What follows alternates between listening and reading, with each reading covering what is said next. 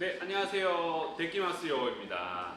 네, 일단은 이제 우리가 한자 읽기까지 좀 하고 있는데 마지막으로 지난 시간에 배웠던 거 잠깐 복습을 하고 그 다음에 용어적인 설명을 몇 개 드릴게요. 요거까지 끝나야지 이제 본격적으로 일본어 진도가 나갈 수 있는 준비가 된 것 같아요. 어렵긴 하죠, 뭔가 시작이. 하지만은 이제 미리 요 기초를 탄탄하게 해놓으셔야지 나중에 헷갈릴 일이 없으세요. 저희 목표는 독학이기 때문에 독학하셨을 때 이런 용어 저런 용어 왔을 때 금방 이해하실 수 있으세요. 자, 그냥 볼게요. 생, 카타카나는요. 히에다가 타금, 땡땡, 비읍으로 바뀌었죠? 히가 비가 됐습니다. 그 다음에 하이픈 표시는 장음 처리 안 됐어요. 앞에 걸 길게. 그러면 비가 아니라 비 해서 두 박자. 그 다음에 르, 비르예요. 비르. 그럼 뭐냐? 비르는 카타카나가 외래어에서 왔겠죠? 이거예요. 비어. 맥주죠, 맥주. 그러면은 생 뒤에는 맥주야. 뭐죠? 생맥주가 돼요, 생맥주. 그렇죠? 자, 그런데 자, 이 생자를 읽어야 될 거 아니에요, 한자니까. 어떻게 읽을 것이냐? 자, 얘는 날 생자예요. 그럼 이 상황에서 날이라는 뜻으로 읽어야 될까요? 생이라는 음으로 읽어야 될까요? 몇 개 쓰였죠? 하나 쓰였어요. 주로 하나 쓰면 뭘로 읽는다? 뜻으로. 즉, 날. 날이 뭐예요? 낫다, 날것. 즉, 뭐뭐 했다. 신선함을 의미하는 거예요. 그래서 이럴 때는, 자, 요 뜻, 날로 읽을 때는 나마라고 있습니다. 나마. 그러면 어떻게 읽죠? 나마비루라고 읽으시면 돼요. 나마비르. 나마비르. 그런데, 자, 우리가 공부를 하시다 보면 비르 말고, 바로 비르라고 하는 것도 있어요. 이 비르는 뭐냐? 카타카나에서 영어겠죠? 빌딩. 우리 그냥 건물이죠. 빌딩. 빌딩의 영어 표기를 비르딩그라고 읽어야 돼요. 비르딩그. 하지만 그거를 기니까 줄여서 그냥 비르만 남긴 거예요. 비르딩그에서 줄여서 비르가 된 거예요. 그래서 두 박자로 비르 하면 빌딩이에요. 근데 비르 하면은 맥주가 됩니다. 맥주. 거기다가 남아가 붙었으니까 생맥주가 돼요. 물론 우리가 이자카야나 이런 데서 음료를 시켰을 때, 맥주 시켰을 때 나마비르라고 하면은 생맥주 갖다 줍니다. 근데 거기서 제가 나마라고만 해도 알아들을까요? 알아듣죠. 거기서 생자 들어가는 음료는 그거밖에 없으니까. 나마라고 하셔도 생맥주라고 퉁 쳐집니다. 그리고 나마비르가 아니라 나마비르 한다고 해서 못 알아들을까요? 알아들어요. 거기서 갑자기 빌딩 얘기할 일은 없으니까. 그러니까 제한된 상황에서는 크게 박자에 대해서 너무 부담 갖지는 않으셔도 돼요. 일단은 어쨌든 자, 혼자 있기 때문에 남아라고 읽었습니다. 자, 두 번째 이거죠. 자, 먼저 선자에 날생자예요. 그 한국어로 쓸 때 선생님. 자, 우리가 두 글자로 이루어진 단어는 뭐라고 했죠? 가급적이면 음이 더 많다고 했어요. 그러면은 선생, 우리가 읽은 것처럼 일본인들도 선생과 비슷한 말로 읽겠죠 라는 거예요. 그러면은 계속 연습해야 될 것이 무조건 한자는 이거는 뭐야 저거는 뭐야 뜻으로 뭐야 음으로 뭐야 외우고 나서 부딪힐 필요는 없어요. 그럼 시간이 너무 오래 걸려요. 일단 어떻게든 해보는 거죠. 그러면 반대로 이렇게 되면 한국어 써놓고 요거 가지고 일본이 어떻게 발음할까라고 자꾸 연상해 보는 거예요. 시옷 나왔으니까 사행 나오겠죠. 거기다 어라는 모음이 쓰였어요. 근데 우리가 아는 모음은 아, 이, 우의 오라서 어에 정확하게 맺힌 게 없어요. 그럼 어가 들어가면 뭐 있냐? 애가 있겠죠. 그렇죠? 그러면 시옷에다 애, 즉 사행의 애단 뭐예요? 새죠. 새에다가 니은이라는 받침이 있어요. 받침 무시하나요? 안 하죠. 무시하면 안 되죠. 그러면은 자 니은에 해당하는 받침 주로 뭘 쓰냐? 응을 쓰죠. 새응. 그 다음에 생자, 이때는 남아라고 읽으면 안 되겠죠. 두 글자로 이어진 단어에서니까 혼자 쓴 게 아니니까. 그럼 생하고 비슷한 거. 자 이건 이제 경험적으로 아셔야 돼요. 앞서서 학생이라는 것도 해봤고, 그죠? 생자 이럴 때 세이. A 조합이니까 자음 처리해야겠죠? 세 해야겠죠? 그래서 선생은 센세예요. 센세. 총 몇 박자? 네 박자로 하셔야 돼요. 세은 세이 해서 센세 연습해 오시고. 그런데 자, 선생하면 너무 그냥 툭 던지는 거 아닌가요? 맞습니다. 직업 등, 뭐 사장, 뭐 부장, 과장, 뭐 이런 것들, 선생, 교사, 뭐 이런 거 있죠. 그런 단어들은 뒤에 우리나라에서 님이란 말을 안 붙여요. 그냥 직급에 대해서만 말은 돼요. 직업에 대해서만. 그러면은 이거를 받아들인 입장에서는 어쩔 때는 선생으로도 받아들이고 어쩔 때는 님으로도 받아들인다는 거예요. 자, 같은 뭐 좀 친분이 있는 우리나라 기준에서 친분이 있는 선생님들이야. 근데 나보다 나이가 많으신 어르신 선생님이, 저는 젊은 선생님. 그럼 어이, 뭐 누구 선생 이렇게만 해도 말이 되죠. 그렇죠? 근데 제가 이분한테 선생님 이렇게 한다는 거예요. 그럼 뭐냐? 같은 일본어로는 센세를 쓴 거예요. 하지만 받아들인 입장에서 이 사람 나한테 그냥 편하게 누구 선생 이렇게 얘기할 수도 있는 거고 저는 누구 선생님 이렇게 받아들였다는 거예요. 물론 다른 뭐 그 외의 선생님들이 있어서 이 사람이 나한테 센세라고 했을 때 저도 이런 좀 공적인 상황이니까 그냥 선생님 누구 선생님 이렇게 불렀다고 이해할 수도 있는 거예요. 상황에 맞춰 이해하시면 되세요. 그 다음에 이제 복습은 어느 정도 마무리를 했고요.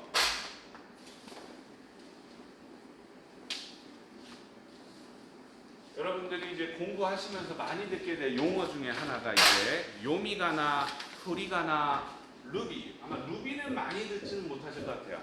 근데 일단 알고 계세요. 세 가지 다 동일한 내용을 말하니까. 요거는 읽을 독자를 읽을 때는 요라고 읽었고요. 자, 떨칠 진짜.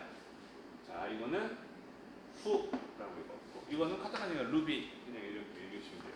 뭐 그냥 루비 하면 일단은 보석 이름이에요. 보석 이름. 근데 이게 무엇이냐? 자, 우리가 어떤 한자가 있으면은 자, 한자 단어를 칠게요.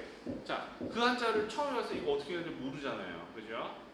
그리고 누구나 아는 쉬운 단어들, 이런 쉬운 한자들 이런 거 같은 경우에는 일본에 막상 갔는데 한국어로는 바로 읽어. 요 쉬운 한자니까. 하지만은 일본어를 어떻게 할지 몰라. 그런 경우가 있죠. 자, 그럴 때 이 한자를 어떻게 읽어라라고 하는 가이드 역할을 해주는 것들을 이렇게 세 가지로 불러요. 자, 다시 말할게요. 그러면은 일본에서 보통 이제 상용 한자라고 쓰이는 것이 2180몇 자 정도 돼요. 그런데 이거는 일반적으로 뭐 고등학교까지 어느 정도 의무 교육 마치고 대학교까지 넘어가서 뭐 사회생활하고 전반적으로 많이 쓰여요. 하지만은 모든 일본인들이 다 대졸이고 이럴까요? 그렇진 않다라는 거. 한국이 다 천차만별이에요. 그러다 보니까 어떤 한자가 있으면 어떤 일본인은 읽을 줄 알지만 어떤 일본은 못 읽는 한자들도 있어요, 실제로.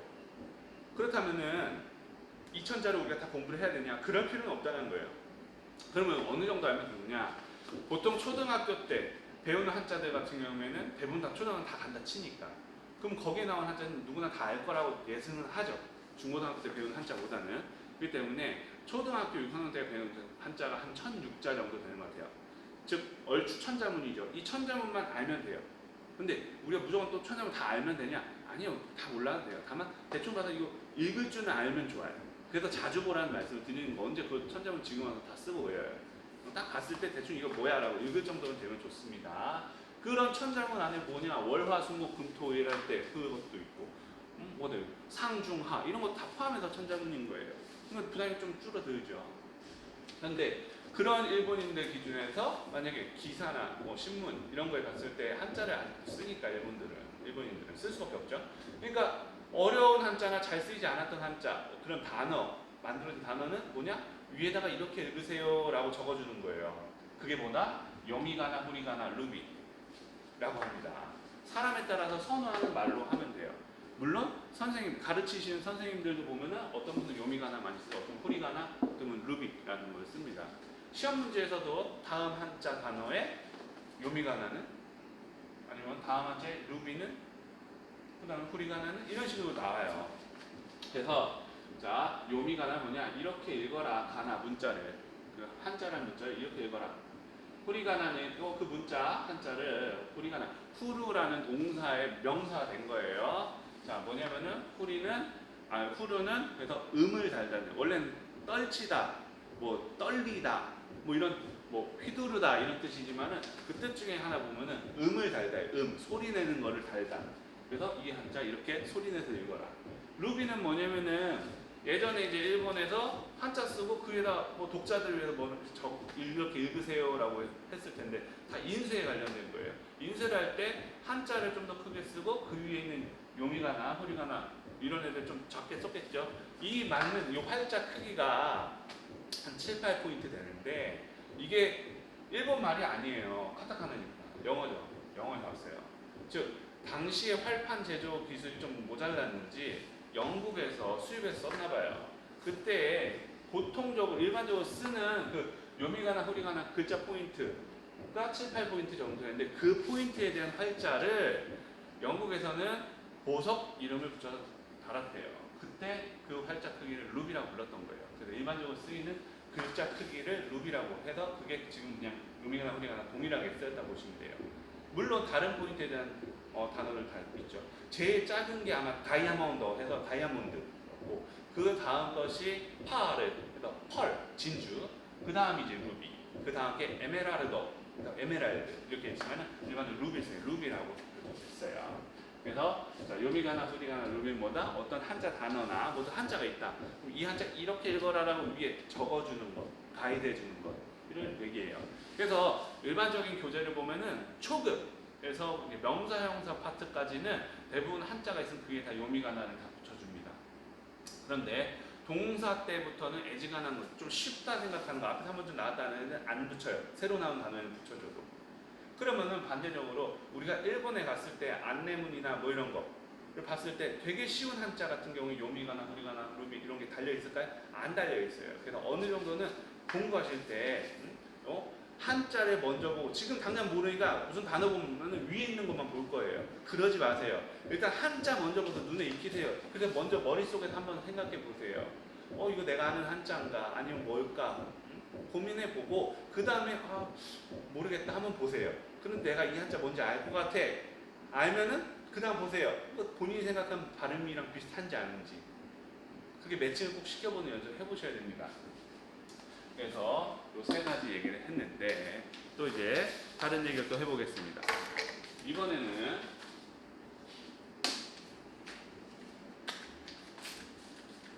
오쿠리가나라는 거예요. 오쿠리가나. 자, 이 한자는 보낼 송자예요. 보낼 송자. 가나 문자이고 오쿠리. 그래서 오쿠리라고 합니다. 그래서 얘는 뭐냐? 원래는 오쿠르 보낼 송자가 보내다라는 동사의 명사가 된 거예요. 그럼 어떻게? 뭐 이렇게 보내어진다. 즉 뒤로 보내어진다. 라는 의미를 가져요. 그럼 뭐 어떤 한자라는 단어 뒤에 이렇게 보내어진다 라고 이해하시면 되세요. 이게 무슨 얘기냐? 자, 우리가 그냥 한자로만 딱 끝나는 명사 이런 걸 보면은 설명드릴 게 없어요. 그냥 단어로만 이해하면 되니까. 다만 일본어에서는 자 이런 식으로 먹을 식자 뒤에 배루가 붙는다든지 먹을 식자 우자가 붙는다든지 한자로 딱 끊어진 것이 아니라 뒤에도 뭔가 히라가나가 붙었죠. 자 어떤 단어를 봤을 때 한자를 제외한 뒤에 부분 히라가나 전체를 오쿠리가나라고 합니다. 이해되셨나요? 그런데 이 오쿠리가나는 왜 중요하냐? 자, 앞서서 한자들은 보통 1대1로 뜻과 음을 가질 수도 있지만 일본어에서는 1대1이 아니라 뭐 2대1이나 2대3 뭐 이런 식으로 뜻과 음의 개수가 한정되어 있지 않다라는 거예요. 그래서 쉬운 예를 들면 먹을 식자 굉장히 많이 나온 단어입니다. 지금 하나 정도 외우세요. 자, 얘는 타베루라고 합니다. 타베루 이때 먹을 식자를 타라고 하는 거예요. 그럼 타베루는 뭐다? 먹을 식자들 그러니까 먹다라는 뜻이에요. 그럼 얘는 뭐냐? 타운가 아니라는 거예요. 즉 오쿠리가나에 따라서 기억하는 단어의 뜻이 틀린 거예요. 자 우가 쓰였으면 일단 그러면은 내가 후라는 동사겠구나 하는 거예요. 둘 다 동일하게 먹을 식자가 들어갔기 때문에 뜻은 먹다예요. 먹다. 하지만은 일반적으로 사용되는 좀 뭐 아주 정중하진 않지만 일반적으로 쓰는 표준어 기준에서는 타베루를 씁니다. 이게 일반적으로 쓰는 먹다예요. 그럼 쿠라는 먹다는 건 언제 써요? 자, 이 쿠는 약간 거친 느낌, 좀 편한 사이에 쓰는. 그러니까 뭐 굳이 설명을 드리자면은 너 밥 먹었니? 라고 물어본다 치면 보통 타베를 썼을 것이고 야 밥 먹었냐? 뭐 이런 뉘앙스의 말투라든지 처음 먹었냐? 뭐 예? 좀 거친 말투로 처음 먹었냐? 뭐 이런 느낌이 뭐냐? 후가 될 수 있다는 거죠. 그러니까 이런 건 좀 거친 느낌이면 편한 사이에 쓰겠죠. 그래서 우리가 만약에 일본이나 뭐 대화를 한다든가 할 때는 첫 대면이라 하면 당연히 후를 쓰면 안 되겠죠. 타베를 써야겠죠. 즉 뭐냐? 어떠한 한자 단어, 한자가 들어간 단어가 있을 때 이 단어가 들어간 뭐 동사든지 형용사라든지 이런 것들을 어떻게 읽느냐, 그때 쓰인 이 한자를 어떻게 읽느냐가 뭐냐? 오쿠리가나에 의해서 결정이 돼요. 물론 뭐 읽는 게 하나밖에 없다. 그럼 큰 의미는 없지만은 단어들이 여러 개 나온다라는 거. 그 한자가 들어간 단어 여러 개 나온다. 그러면 오쿠리가나에 따라서 다 읽는 법이 다 틀려요. 그래서 오쿠리가나는 뭐냐? 한자. 어떠한 단어 있을 때 한자를 제한 뒤에 있는 히라가나 부분이다. 라고 이해하시면 돼요. 자, 그래서 마지막으로 말씀드릴 것이 있습니다.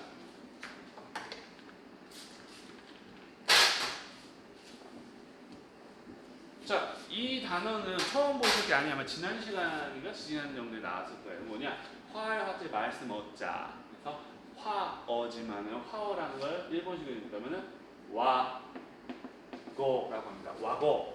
이 고자만 알면은 무슨 나라에 붙이면 그냥 아시죠? 한국어 한국어 이런 식으로. 자, 그럼 와고는 뭐냐? 와고는 일단은 편하게 순 일본말 이렇게 이해하세요. 순 일본말이다. 자, 즉 아까 전에 한자 같은 거 공부할 때 보통 뜻에 해당하는 애들, 걔네들 뜻으로 읽는 거 거기에 들어가는 애들 보통 순 일본말 와고라고 하시면 되죠. 자, 그럼 이 얘기가 갑자기 왜 나왔느냐? 자, 즉 중국에서 한자가 전래가 돼가지고 일본인들 그럼 이 한자 이렇게 이런 뜻을 갖고 이렇게 읽자라고 약속을 했어요. 그러면은 자, 이걸 볼게요. 이제 금자예요. 이건 뭐다? 이제 금자예요. 여러 가지가 뜻도 일본어 여러 가지 있고 뭐 음도 여러 가지 있지만 단순하게 많이 쓰는 거 위주로만 말씀을 드릴게요. 이제 즉 이제는 뭐예요? 이제 지금 현재 시점을 말해요. 또는 이제니까 이제부터가 됐지 약간 미래도 들어가요. 어쨌든 이게 일본어는 뭐냐? 이마예요. 이마 하면 지금도 되고 이마 뭐 뒤에 뭐가 붙는 거에 따라서 지금부터가 나중에 다음번도 될 수 있어요. 어쨌든 이마예요. 지금이에요. 단순히 지금이라고 이해하세요. 지금은. 이마라고 하면 지금이에요. 이거 뭐죠? 이마라고 일본인들 옛날부터 순 일본말 와고로 써왔던 거예요. 그러면은 이제 요 금자가 들어간 단어가 있으면 그 금자를 이제 우리 규칙대로 읽자. 약속한 법칙이 있죠. 이게 뭐냐? 폰이에요. 폰.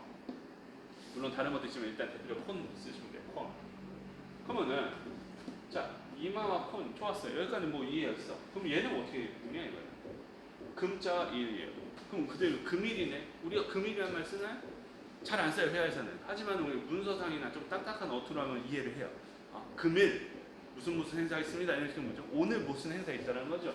즉 금일이라고 읽고 우리가 뜻은 뭐죠? 오늘이라고 이해한단 말이에요. 딱딱한 오늘. 그러면은 자 일본어로 금일이니까 두 글자로 된 한자 단어잖아요.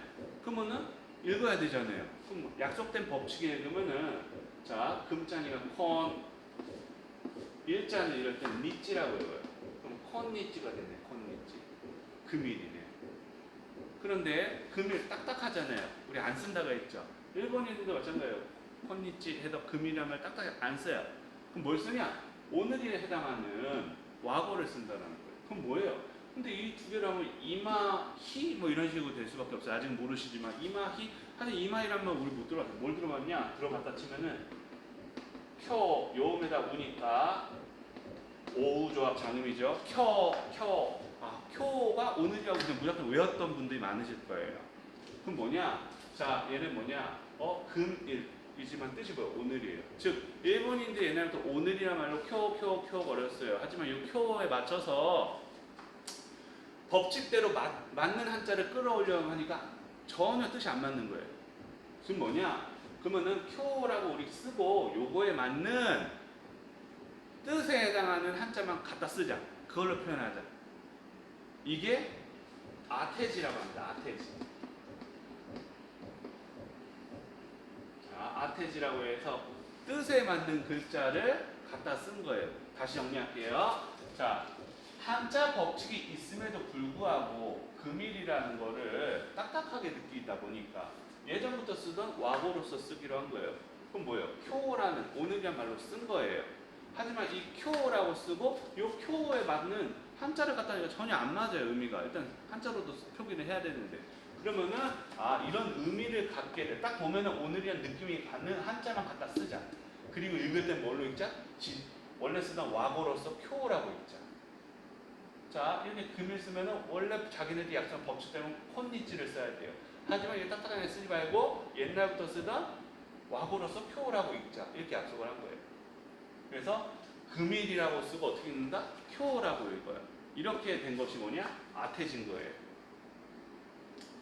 그래서 이렇게 뭐 아테지를 써가지고 와고로서 읽는 경우가 아주 많지는 않지만은 그래도 이런 거는 나올 때마다 그냥 필수적으로 암기를 해야 되는 부분은 생겨요. 하지만 우리 수업 방침상 뭐죠? 암기보다는 자주 보세요. 자주 봐서 한자와 매칭을 잘 시켜주시면 될 것 같습니다. 그럼 어려워하지 마시고 특히 이 아테지에 대한 부분은 한 번 더 설명을 다시 한번 들어보시면 좋을 것 같아요. 어쨌든 여러분 내끼마세요.